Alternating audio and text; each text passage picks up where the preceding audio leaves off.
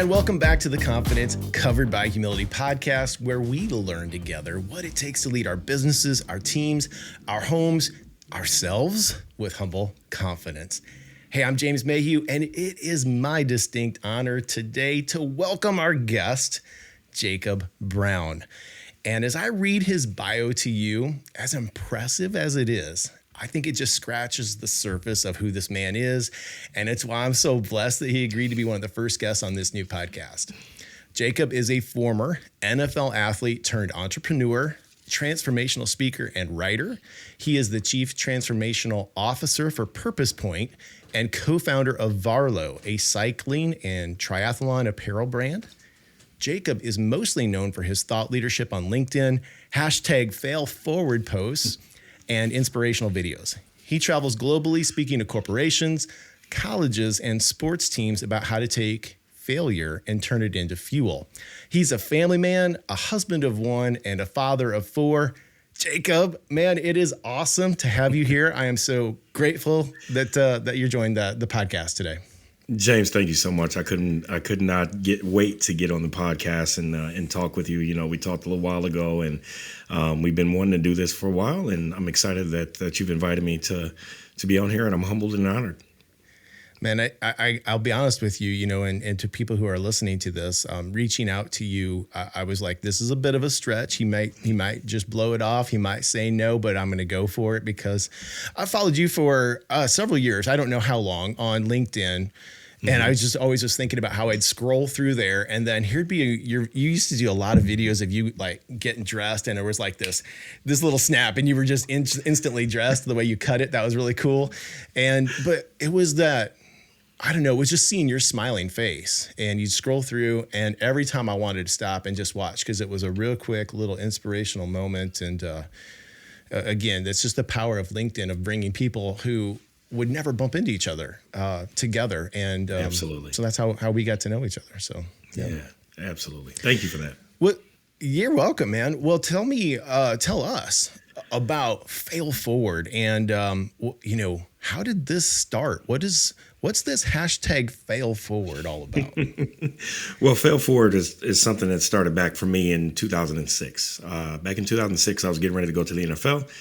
My aunt, Faith DeVette Lupo, she asked me what would happen if I did not make it to the NFL, which put me back on my heels because I'm a 22-year-old, very cocky, very arrogant, very athletic young man, and I was getting ready to go to the league, and there was nothing I saw that was going to stand in my way for that, unless I got injured or something terrible happened, right? And she asked me, well, what if it doesn't work out? And I said, I'll just fall back on what I was getting my degree at the time, graphic and web design. And she told me, she says, if you're going to fall or fail, always fall forward. And the moment she said that to me, it struck me because in football, we're taught like when you get tackled to fall forward because you gain extra yards. And if you get tackled on the 1 yard line, you score a touchdown, right? So it's the same is true in life that I've learned over my years is that even when you fall or even when you fail, if you fall forward, you gain extra knowledge, you gain extra truth, you gain extra experience. So the things that you failed from weren't for naught, right? It's still something you can apply to your life and carry to your next experience. And a lot of times when you fail forward, you grow and you exponentially grow a lot quicker and a lot faster in whatever you're going to go after next. So I have always failed forward. Back in 2017, January, I wrote my first fail forward post.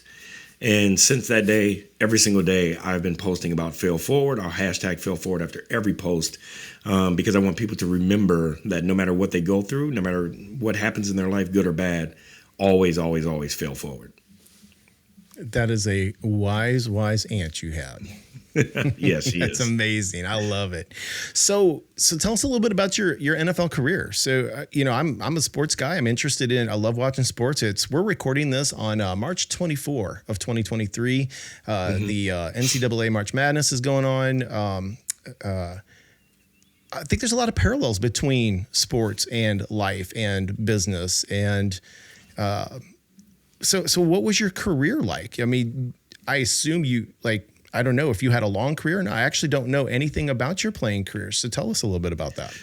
Yeah, so my career was cut pretty short due to factors that I could not really control. By someone that I trusted, and that was my agent at the time. And I had multiple deals coming out of college to go play for a few different teams, but I was kind of shipped to a certain team, and I had no idea, at the time that I was kind of being used as a pawn at the time. So it sucked for me, but during my time at the Oakland Raiders, got to play right next to Randy Moss, catch passes from Aaron Brooks. I saw Warren Sapp on the other side of the line. Art Shell was our coach.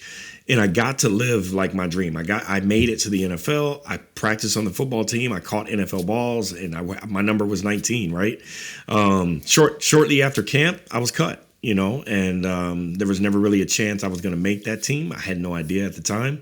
I went after a few other teams, but things just didn't work out, and really sucked at the time. And I was probably depressed for about a month after I was cut, until I had to pick myself up and fail forward, and that's when my life really actually began. That's amazing. Yeah. So, in gaining yards, this concept of falling forward, I think there's a something that has to happen before it. Let me say it that way. And that is you've got to be willing to try. Yeah, absolutely. Because doesn't fear stop people from, maybe the fear of failure stops people from even trying. So you can't fail forward if you never try, right? Absolutely. Absolutely. In some of my talks, I talk about this fear of failure and where fear even comes from. And during my studies, I learned that there are 7 different levels of fear. And from trepidation all the way up to terror. A lot of times people don't go after jobs. They don't go after relationships. They don't start businesses because of the fear of the unknown. They have no idea. They're like, I don't know if I'm going to have a steady paycheck. So I'm going to stick to something safe, right? Which is not safe. It's never safe. That's true. So that fear of failure is not real. It's a false, it's a false narrative that we feed ourselves, and then we allow society to feed us as well, in order to stay in line. And that's something we've got to get over, and we've got to fail forward. And, there's a quote that says, be brave enough to suck at something new. And, because when you first start anything, you're going to probably suck at first, but be brave enough to suck at something new, and then you'll gain your momentum and you'll get better. You just inspired something that a very close friend of mine taught me. I hope he listens to this. I'll make sure he gets a link and that he knows that I mentioned him. And his name's Rob Gedemy. And I've known Rob for about 20 years. And again, 2 guys that probably would normally get in the same circle. But through a life group at our church, we met and we were doing small group together. And I ended up inviting him to speak to a group of high schoolers. I was doing some volunteer work a few years ago at my local high school and entrepreneurial class. And I brought entrepreneurs in to talk to them. And Rob came in and he said, I'll bet most of you have heard the phrase, get comfortable with being uncomfortable, right? He said, I have a little different spin on this. He says, I've had to learn how to get comfortable being unqualified. And I went, whoa. Wow. I mean, what a cool truth bomb that is because it's what you were just saying is we're never really fully qualified for the next thing. Mm-hmm. I mean, we can have education, we can have experience, we can have talent, things that we've developed in ourselves, but that's like kind of the floor, Absolutely. That we've got to figure it out too as we go. And law or medicine, those kind of industries, they call their businesses a practice. Mm-hmm. Well, I kind of feel like I'm in a practice, I'll bet you feel like that. And anyway, I just think that that's a really cool way of expressing that. And that's helped me, I don't know, thinking about how I would say that is, it's helped me take chances that I wouldn't have taken before. 100%. 100%. And I love your analogy about the doctors and physicians that call their profession a practice, because you're never going to be an expert in anything that you do. And if you keep the mindset of practice and that you're trying to get better, that's where the humility comes in. So what makes people, I don't know, I mean, you talked about examples of being, in the dark and it's the fear of the unknown, but what really holds people back from trying, do you think? Imposter syndrome. Imposter syndrome. I talk a lot about imposter syndrome and that little voice that comes to the back of your mind right before you're going to do something great. And if we really, really take inventory and look back on our lives, we'll realize that right before we did anything great, an imposter came, and they came to speak to you right before. And you had a decision to make, right? To not listen to it or to listen to it. And a lot of times that fear of failure, that means you've listened to that imposter syndrome and you stopped from doing something great. But if you push through, it's always something amazing on the other side. And I think that fear of failure is something that, that little voice in the back of our head of whether it's our parents or whether it's our friends or whoever it was that doubted us when we were younger. And as we were growing up, that's the voice that usually comes and visits us right before we do something amazing. And it's not that we got to prove ourselves wrong. We've got to prove that voice wrong and push through. Yeah, absolutely. Absolutely. So what advice would you give somebody who is dealing with self-doubt or fear? How do you overcome the imposter syndrome? How do you shut that little, I always think about the little guy on the shoulder, right? That's chirping at you. And how do you quiet that? Usually what I do is I take inventory on what I've done in the past, right? What have you done in the past that you never thought you could do, but you ended up doing? What has come to you that you never thought you deserved, but you end up receiving, and a lot of times we can't move forward because we forget where we came from. And, there are people that have made it all the way to the NFL that still don't believe they're good enough to play football. And that's because that imposter it never goes away. It's still going to speak to you. You might make it all the way to the Super Bowl, and you can ask Tom Brady. He still deals with imposter syndrome. And us from the outside looking in, we look at him like that's the GOAT. He's the best quarterback to ever play in the NFL. But I guarantee before every game, before every play, he has a little bit of doubt in the back of his mind. And that's just the way that humans are wired, And how do you push through that? You look at your past. You remember how amazing you are. You remember that you were created to do something great. Mm-hmm. And as long as you believe that, you'll see it. Have you ever had somebody truly believe in you? Oh my gosh, yeah. Absolutely. Yeah. And I think the most powerful words that you can ever say to another human being are, I believe in you. I believe in you. Yeah. Yeah. Not that I think you can do it or I'm behind you, but it's like, no, I believe in you and I know that you can do it. And I've had people tell me those things, and it's funny because it took me years to believe in myself. Mm-hmm. I've got a really good friend that told me years ago, like, you need to step away from corporate America and you need to be the Jake Brown that I know. And it took me a couple years to believe that and to step into that purpose. And I thank him all the time for giving me that type of belief, that power, and speaking those things into existence for me.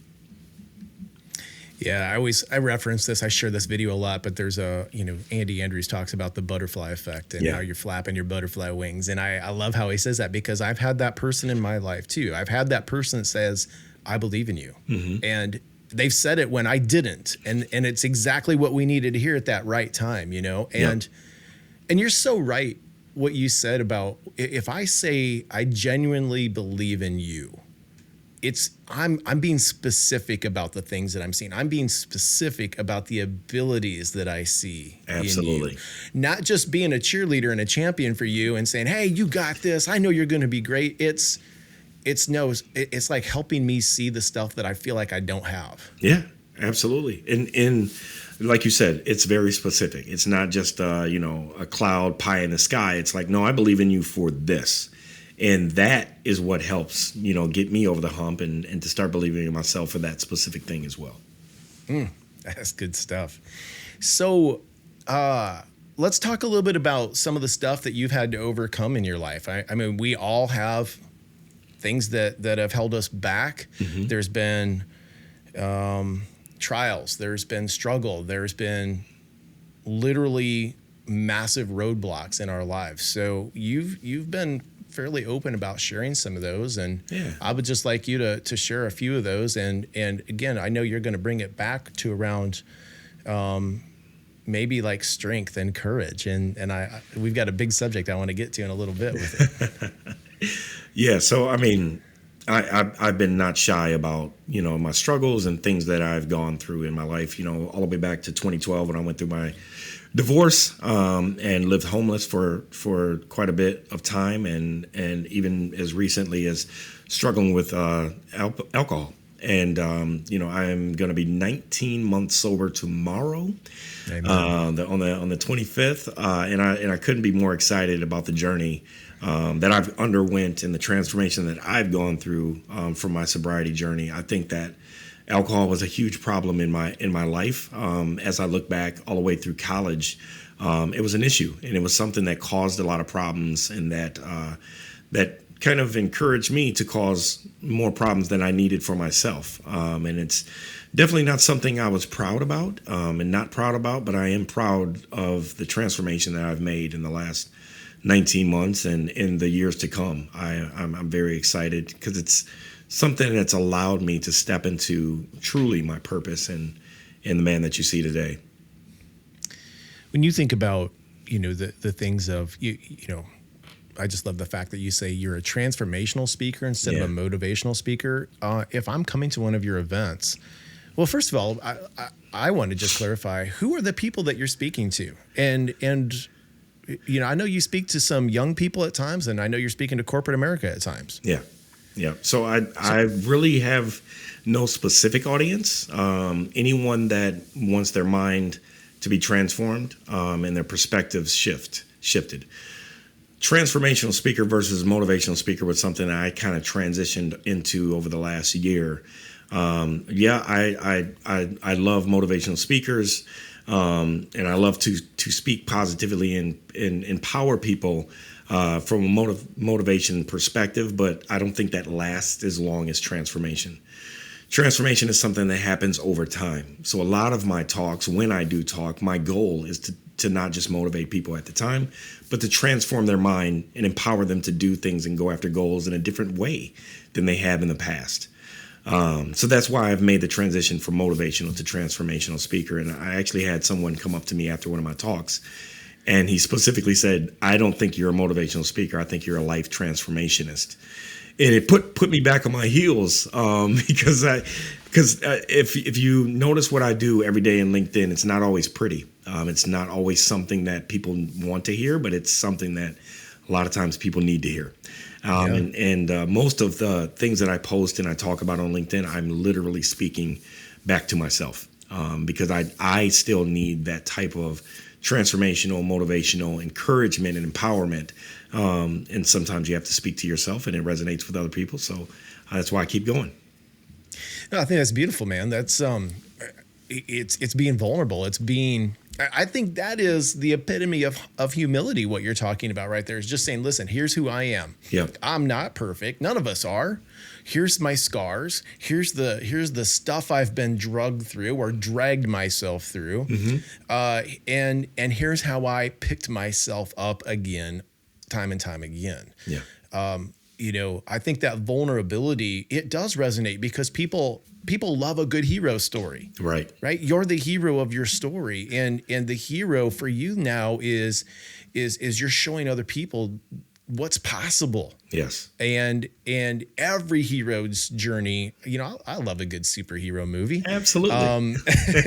And one of my favorite actually illustrations, and I don't remember which Spider-Man movie this was, but Peter had lost, basically his aunt found out that he could have saved his uncle or maybe prevented it from happening. He lost his girlfriend, he lost his best friend, he lost his mentor. I think it was the one with Doc Ock in it. And anyway, Tobey Maguire was the actor, and I just thought he was remarkably good at showing like this just devastation of loss, like in a matter of what seemed to be hours. Absolutely, everything was gone. Yep. And yet he had to pick himself back up. That's the stuff that we get pumped about and excited for. What's been that journey for you? What's been something that's been your Spider-Man moment, if you will? Yeah, I would say that the hero's journey it's a story that I absolutely love and resonate with. And there's a few things that happen in a hero's journey all the time, right? And they leave home and they lose themselves, and then they have to come to, and they fight their demons, they fight their villains or whatnot, and then they always return home, right? They always return home. It's kind of like the prodigal son story, right? And they always return home. Well, something like that for me, and I talk about this with the story of the Golden Buddha, and I'm not sure if you've ever heard of the story of the Golden Buddha. But my journey was I had to go out and understand for myself what not to do, right? And one reason why I share my stories on LinkedIn, whether it be for starting a business or leading an organization or leading a team or leading your family, I share these things because I want other people to understand. Number one, they're not alone. Number two, someone like me went through those things and it didn't destroy me. And number three, that they can do it too. They can do it too. Right. And my hero's journey is something that, once I hit rock bottom and I came to myself and I decided, Jake, you don't want to do or be this man anymore. You don't want to be here anymore. There's something better for you. There's something different for you. And I returned back home, and I'm still on my return back home. And on my return back home, I'm still trying to bring as many people as possible that I can with me as I'm pulling them out of their rock bottom or whatever it might be, to help them understand that their rock bottom is not the end. It's the solid foundation to stand back up on and to head back home. And that's where I'm at now. That's great. I mean, rock bottom, that is a solid foundation. There's no more sand, mud, dirt, stuff getting in the way. Okay. Yep. Do you have to hit rock bottom though, man, to climb out? That's something that I will say this. I have not really ever spoken about this publicly, but there's been some rock bottom moments in my life I'm 52 now, and these were, as late as my late 40s. There was a rock bottom moment. I was like, dang, you've really failed at this. You've screwed this one up pretty good. But I don't know that it was, to me, when I think about rock bottom and I'm looking at and listening to your story, I can't relate to being homeless. I've not had that happen in my life. Yeah. Beth and I haven't had a divorce. Now, we haven't had the perfect marriage because there isn't one, but it's been good. But there has been tough times, you know, in it. So when you're speaking to somebody like me who doesn't necessarily understand what it means to hit rock bottom, like how do you how do you guide me through that? Yeah. So rock bottom is different for everyone. Everyone has a different rock bottom. Rock bottom doesn't mean that you're homeless, living on the street, living out of hotels, you're completely broke. Rock bottom can be morally empty. It could be, empty from a integrity or from a character perspective. Sure. It could be you find yourself going to a job every single day that you completely hate, but you're doing it anyway because you either have to support your family or it's because your parents told you had to. Right? I know exactly that one. Yep. So rock bottom can be something different for everyone, and it's that moment of feeling completely empty and unlike yourself. Let me give you an example. The story of the Golden Buddha. So there's a story of the Golden Buddha back in 1952.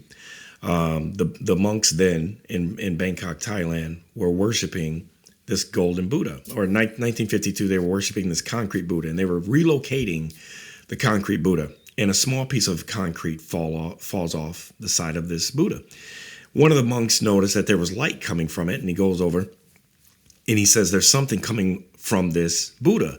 Chisels away a little bit more concrete, and he notices more light coming from the Buddha. And he tells the rest of the monks there's something underneath this Buddha. So they all chisel away, and they find and discover this 9 foot 8 inch, 5.5 ton solid golden Buddha worth $250 million. It's a true story. Wow. Right? Wow. So the story goes 200 years prior, in the early 1700s, the monks then were worshiping this golden Buddha.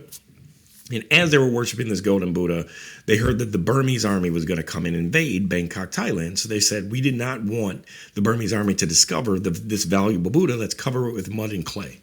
So they covered it with mud and clay, and the Burmese army comes in, kills off half the village, and they inhabited the land for the next 200 years. And after about 100 years, anyone that lived there before forgot that the Buddha was once gold. The moral of the story is that as we were young, we were all born precious, innocent, and valuable. But something happened along the way. Our parents started to put their own opinions on us. Our teachers started to put their own opinions on us. Bullies at school started to tell us we weren't good enough, right? Our teachers told us, you need to go into this degree. You need to go into this class. Our parents said, don't date this girl, don't date that guy. And we started to cover ourselves to protect ourselves from this hurtful world, right? We call these walls that we put up, right? We put up these walls and we're starting to live a life that we don't even recognize our own selves. We get somewhere midlife and we're like, I don't like how I feel, how I look. I've been carrying around this baggage my whole life. I look in the mirror and I don't even know who I am anymore, right? That's a rock bottom moment. Okay. Then something happens. You might go through a divorce. You might have a health scare. You might get fired from your job. You might even get into a bad car accident and a little bit of that clay falls off. A little bit of that clay falls off. Somebody comes up to you and they're like, you know what, James, there's something different about you. There's something more you should be doing. You should leave that job. You should leave that relationship. There's something more you should be doing with your life. I see a light coming from you. You have purpose. You have vision. There's something you should be doing. And a little bit more of that clay falls off. And you might even have a friend that comes and helps you start peeling away some of that clay until you get to a point in your life. You're like, I don't care what anyone thinks of me. I don't care what happens. I want to live my life fully to my purpose and the way that God intended me to live. And you break free. And you discover your golden Buddha that's buried deep inside of you. Everyone here, everyone on this earth has a light that's buried inside of them. And it's our goal to get back to that child that we once were, that had goals, dreams, aspirations before the world destroyed our vision and put that fear of failure on us. Okay? So once we hit that rock bottom moment and we decide, I don't want to live like this, I don't even recognize my own self, that's the rock bottom moment that everyone might go through. That's a beautiful story. Thank you. And I know I had not heard of that before. That's simply amazing. Mm-hmm. But what a great metaphor. I love how you brought that together. And the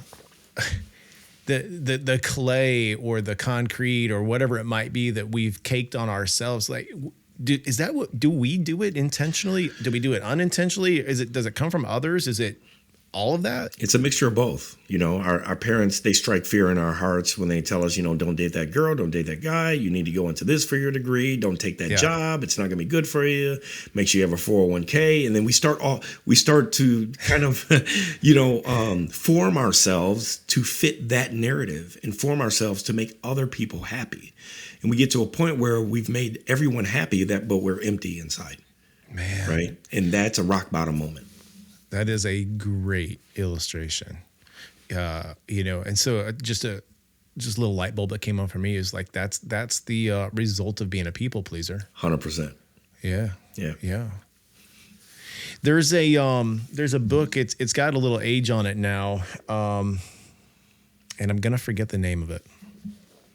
I'll put a link to it in the comments because I do like to share this book often, and I'm just sort of embarrassed I forgot the name of it. But there is a moment in there. It's a parable. The first 2/3 of this book, half to 2/3, is a parable, and it's about, somebody's going to know this book. Jacob, maybe you do, but it's called. Oh my gosh, it's Ordinary. I'm sorry, it's Nobody is the character in it. Nobody, and he lives in the land of the ordinary. Capital O, capital N. And that made me remember the name of the book. It's called The Dream Giver. Okay. It's an amazing book. But the parable goes about how he gets a big dream. Nobody gets a big dream one day. And he sets in his heart and he gets excited about it. And what does he do? Well, the first thing, he starts telling his friends and his closest people to him. Yep. And this is one of the first parts of the book where it just illustrates how when we share something that's a big, massive dream with the people that love us the most, they are actually the ones that tend to talk us out of it. 100%. And that's been true for me. Mm-hmm. I think a lot of people who are listening are going to resonate with that. And it's not done because they don't want us to succeed. It's done because they can't see us making it. They can't see themselves making it. Therefore, they don't want to see us go through pain, right? Exactly. And they say, James, that's a great idea, but maybe you should do this. Go for the safety, the security thing. Play small. Yep. I know that means something to you. Anyway, had you seen that book before? Because if not, it'd be a good one for you. No, but it's definitely something I'm going to look up. to. Yeah, it's definitely something I'm going to look up. And it goes beyond that too. And he talks about getting, I mean, it follows a scriptural formula too, where he meets border bullies, he gets into the wasteland, and then he finally arrives at the promised land. It's a great journey. But it made me think too, Jacob, like is phrases like "fake it till you make it" good, bad? What's your take on it? Yeah, I would say for me, it's not fake it till you make it. It's faith it till you make it. You know, if you believe in the Creator, you believe in a God, then if it's something that just meant for you, then go after it and fail forward, because you're probably going to fail, but that doesn't mean that you still shouldn't go after it or go towards it, right? The children of Israel spent 40 years in in the wilderness, and they could have just gone back to slavery, and some of them wanted to, but they actually got out and they made it to the promised land, like you mentioned. How has faith shown up in your life, either from in personal times or career moves? Like, what's been its significance for you? I would say my favorite scripture, which is Romans 8:28. Romans 8:28 says that, "For we know that God causes all things to come together for the good, for those that love God and those that are called according to their purpose." And my favorite part about that is all things. He causes all things. And I think a lot of times people look at their life and they're like, "Oh man, I wish I didn't have to go through that." But then when they look back and they see where they are now, they realize that they had to go through that in order to be where they are today. And it's because God causes all things, whether it's good or bad, to come together for the good. So whether it's good or bad, it's still coming together for the good. And that's one of my favorite scriptures, because if I look back at my life and fail forward, that's where fail forward basically originated from, is all things, right? No matter good or bad, I'm going to fail through them. I'm going to fail forward. I'm going to fail up, and I'm going to fail towards my goal and towards what I want in my life, no matter what I go through, whether it's good or bad. So all things, that's one thing that I've looked at and I've realized. So no matter what I go through now, I know that it's going to come together for my good, because that's a promise that God made for me. And if I look back at my life, it absolutely has. When before we hit the record button, we were talking about, I said, I might ask you about what's your favorite scripture verse. Yeah. And you said, I got one tattooed on my shoulder, right? Yep. Is that the one? That is the one. 28? Yeah, Romans 8:28. And I said, don't tell it to me, because I want to be surprised. Now I want to share something with you, because if you were to ask me the same thing back, and this was the first scripture verse that landed on me, was Romans 8:37. We are more than conquerors. Yes. And I was at an event, and I met a man that he was doing it's crazy enough. Like, I live in Iowa, right? So, and this isn't like an Iowa thing, but he had a ministry called a trick horse ministry. So his name was Jim. So that's my first name too. And he has since passed on, but he was there doing a demonstration with his horse, and it was the horse would do certain movements. And he was tying it back to a story that was a very faith-based thing, based on we are more than conquerors. In fact, he called his ministry More Than Conquerors. Wow. And I ended up, and I wasn't a Christian at the time. I was there reluctantly, but I was blown away by his story. And then we met later on, and he started just speaking to me, just as a guy, But it was my sister that had said, "Hey, you need to go to this." Well, anyway, I was doing graphic design at the time. I didn't know that was your background either, Absolutely. right? So we've got some. That's kind of cool. But I ended up making trading cards for his ministry, and it was his horse in a reared up position, and we cut that, put it against this really cool background, and we made trading cards that he could hand out to kids at these events called More Than Conquerors, and on the back there was Romans 8:37. So it just got pasted into my mind, because I had to look at, proof it, typeset all these things multiple times. And anyway, I had to share that with you, because that's really cool that I didn't know that you were going to reference Romans 8 myself. So I love that's that. Really cool. In talking about, like, staying down this line of faith here, I think you said faith it till you make it. I think that's really awesome. I love that. I think there's a lot of danger in faking it till you make it. I think 100%. you can get yourself into trouble there. And that's where I come back to the name of this podcast, which is Confidence Covered by Humility. Yeah. Because if I lack humility and I fake it till I make it, Oh, yeah. right? I get in over my head. I don't ask for help. I don't admit that I'm in over my head to anybody. I don't listen to ideas from my team. And I get into a real dangerous spot there. 100%. It's career death, actually. And I've been there, and I didn't die from it, but I got close. Yeah. And I don't mean physically die, but I mean, I almost lost my position or my job at more than one time because I thought well, James is now a leader and he's supposed to know it all. So, because that's kind of how it was taught to me. 100%. So if you think about what we're just going for is, how is that confidence covered by humility showing up for you? What has that meant for you in your life? So one thing that I've never been shy about is admitting what I don't know, right? I really do feel like there is power in showing weakness. And that's one thing that I do now. A lot of people reach out to me all the time, like, Jake, you're so vulnerable. Like, how are you doing that? A lot of people might think that what I show and what I share might show weakness. But it's actually showing a lot of strength because it does. It takes a lot of strength to be that type of vulnerable and to have good intentions behind it. Some people just want to be, pat on the back or kind of be a martyr, right. And that's something I don't want. I don't want a pity party. I don't want people to pity me at all. So that's false humility, right? It's false humility, right? Yeah. It's false humility. So for me, the confidence, by humility is something that I know what I'm good at, but I'm still going to remain humble, right? I know what I'm good at, but I also know that I'm still working at whatever it might be. And I know that there's someone always better, right? And that was something I was taught in football. It doesn't matter how fast you are, strong you are, how good you can catch. Someone else is faster, stronger, and they can catch better than you. So that should keep you humble enough. And the last thing I'll say on that is we both know that the pride comes before the fall, right? And like you mentioned a little earlier, if you get outside of that humility zone and you try to fake it until you make it, you're going to fall pretty hard. Mm-hmm. Mm-hmm. When I think about that, it is, I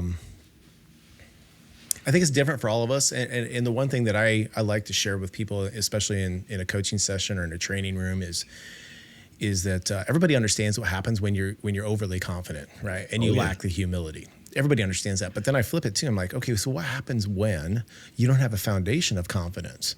And there's too much humility. So first of all, it could be used in a false way to get that pity and to make you feel good. Mm-hmm. Or it just means that you're perceived as so timid or weak. Nobody wants to follow you. They think you're a nice person. Yeah. But they don't believe in you to the point where they will follow you and go and, kick through the doors of whatever it is you're working on. Yeah. And I just think that is, it's in constant flux too. I for those of you that are watching, you can see my hands doing this gesture of coming in and out. And I think of it, it's almost like a heartbeat. At what point in the day do you need to have greater humility and lower confidence, right? Or when does it have to have higher confidence? When do those things have to flex? Because it changes throughout the course of a day. Absolutely. And it's something that I teach in my personal branding workshop. So I put on a personal branding masterclass where I talk about, how do people view you? Is your subject matter expert, is it weak? Is it strong? Are you negative? Are you positive? Where is that delicate balance to the point where you gain people's trust based on what you know, but you don't turn them off by the way that you show it? Right. It's like, where is that delicate balance? And I think that's something that we all have to work on, because you can turn people off and you can put people off based on the way that your delivery might be. Right. And you can turn people off because they don't believe that you really know what you're saying because it's not strong enough. Right. So finding that delicate balance is something that I've been working on over the last 5-6 years to make sure that the people that come to me because of what they believe and what they trust from me and what they've seen in me. And I'm not turning people off based on any type of arrogance or pride. So you introduced me to something that I didn't know. Yeah. And you talked to me about the word meek. Mm-hmm. tell us what it is that you've discovered about the word meek. So the word meek to me is a word that has stuck with me for probably about 15 years. A wise man once told me a long time ago that meekness is often related to the word weakness, which is just not true. The word meekness actually means power under control. So they always say you can tell how strong a man is by how much he can control his strength, right? And not having to show it off, right? The strongest people in the world can sustain and retain their strength and use it whenever they need to use it, right? Christ was known as meek, right? Jesus Christ. And the reason why is because he could have called down legions of angels to come and take him off the cross and do what he needed, but he had enough strength to follow through with his promise and what his Father asked him to do.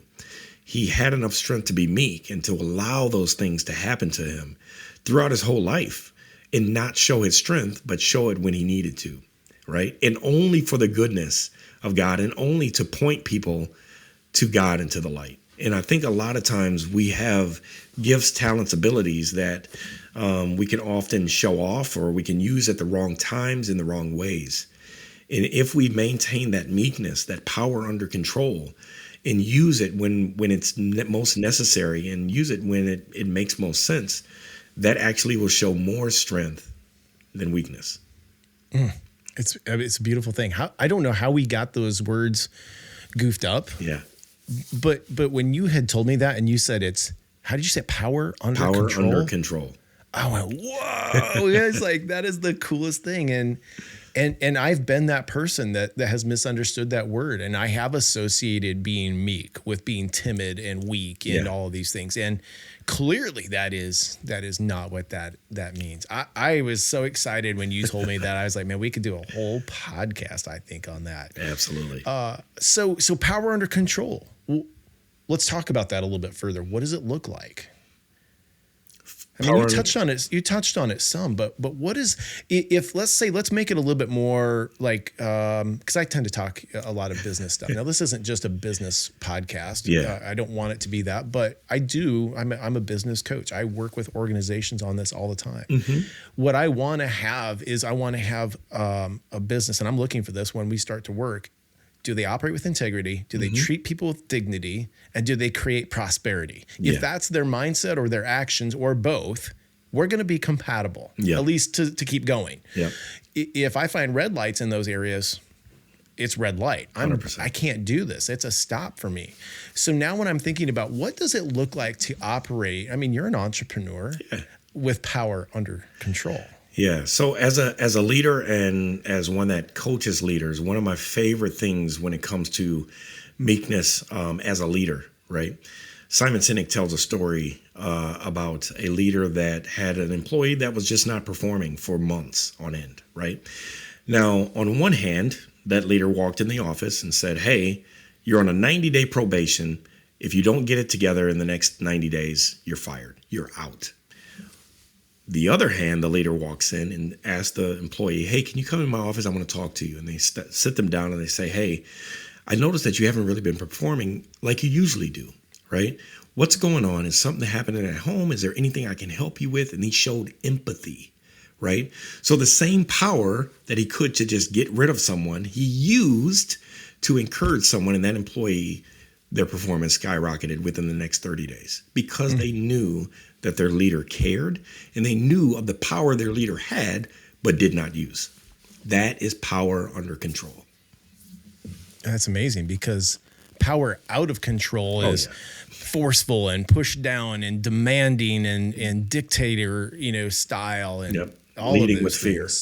Leading with fear. Yeah. Oh gosh, that's a toxic environment. Yeah. And I still see it from time to time. And I've actually seen it too with people that okay, so I'm telling you, I'm looking for dignity and integrity and can we create prosperity? So I've had those green lights there, and then I get in and then I find out that I've got a really intense leader here that I'm working with. That they may be middle layer management, they may be at the top. They could be anywhere in there. And what I find is that they are are operating with this command, control, do it my way, create fear kind of concept. What I found is that they never really meant that. They didn't know they were coming across that way. And I'm sure you've probably experienced those things too. How do you coach through that, Jacob? Yeah, a lot of times what I do is I work with leaders to understand, like, what is your leadership style? Where did you get that from? Right. Mm-hmm. So a lot of times our leadership styles come from the way that we were led before, or the way that we did not want to be led before. So one thing that I learned is I did not want to be micromanaged at all. Yeah. So I was the complete opposite leader, right? Yeah. But then I was so disengaged with my employees because I was trying to allow them to do their things, but I had to realize my employees aren't like me. That's more self-sufficient, more go-getter, more self-starter, right? Some of them needed that extra push. Some of them needed that, one-on-ones every week, where I did not need that, right? So I had to find that balance to understand. And a lot of times I had to ask my employees, what am I not doing for you? Or what am I doing for you that you want me to do more of? What am I not doing that you want me to do more of? And what am I doing that you want me to do less of? I was vulnerable and humble enough and meek enough to hear that feedback from my employees, right? Some leaders don't want to hear it. I'm in the position, I got the management title, this is what it's going to be. And I wouldn't be here if I wasn't doing something right? But that shows a very closed mind, and that shows a mind that's not willing to bend or not willing to transform or grow at all. So a lot of times I have leaders reach out to their employees, take a survey to understand how they want to be led and what's the best way to lead them as well. And that does open up a lot of eyes. That's very cool. That's great advice. And you're right. You're so right that we lead based on how we've been led, and we can either do it that way, or to your point, we swing the pendulum the other way and 100%. We do kind of the opposite. Yeah. No, that's really good. Well, as we're starting to wind down the time together here, I want you to be able to share some of the things that you're working on. I know you mentioned a personal branding masterclass. I'd like you to talk about that. Mm-hmm. I know you're working on a book. I'd like you to get a chance to promote that, or any events that you've got coming up, Jacob. So take it away. And then whatever you mention in there, I'll make sure we get into the show notes so people can follow up regardless of when they're listening to this. Yeah. So for those who don't know, I've tailored down all of the things that I'm doing in my life, and they're pretty much bundled into two different things. I'm an entrepreneur, full-time entrepreneur. I'm a co-founder of Varlo, which is a cycling triathlon apparel brand. My business partners and I launched that in January of 2020, and we are the fastest growing cycling triathlon apparel brand in the world. We've got a lot of big announcements coming over the next 6 months, so stay tuned. If you want to check that out, it's varlosports.com. And outside of that, I am a transformational speaker. This is what I do full time. I left the agency corporate world back in January, and I am doing this full time. I travel domestically and abroad. So I've got a international talk in Curacao. Last year I spoke at Aruba. It's one of the ABC islands.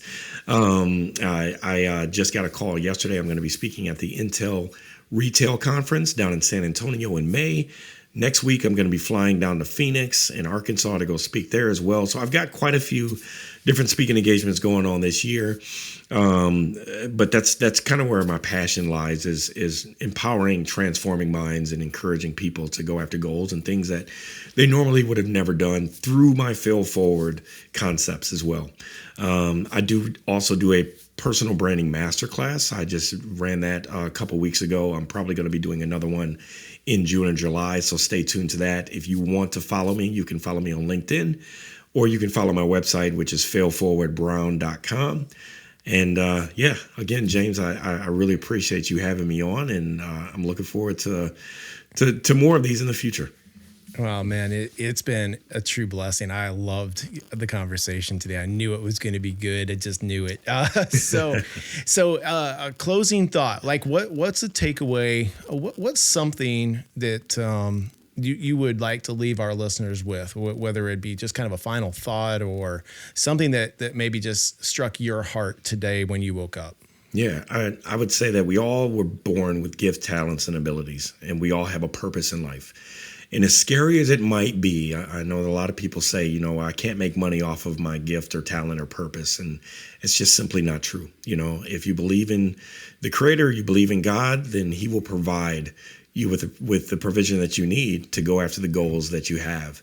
As long as you keep them first and pursue those things, you will see the fruits of your labor. And my favorite quote is, speak what you seek until you see what you said. There is power in the tongue. So make sure that you guys speak what you seek until you see what you've said. Beautiful. What a great way to end. Jacob, again, can't thank you enough for being here. Again, I'll have the links to how to contact you and follow you in the notes. So again, thank you for coming, and we'll catch you all next time on the Confidence Covered by Humility podcast. Thank you. God bless.